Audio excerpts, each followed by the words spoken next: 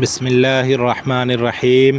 حدیث نبوی صلی اللہ علیہ وسلم عن عمر بن عبسۃ رضی اللہ عنہ قال فأی الایمان افضل قال الہجرۃ قال فما الہجرۃ قال تہجر السوء۔ حضرت عمر بن عبسہ رضی اللہ عنہ سے روایت ہے کہ انہوں نے رسول اللہ صلی اللہ علیہ وسلم سے دریافت کیا کون سا ایمان افضل ہے؟ ارشاد فرمایا وہ ایمان جس کے ساتھ ہجرت ہو۔ انہوں نے دریافت کیا ہجرت کیا ہے؟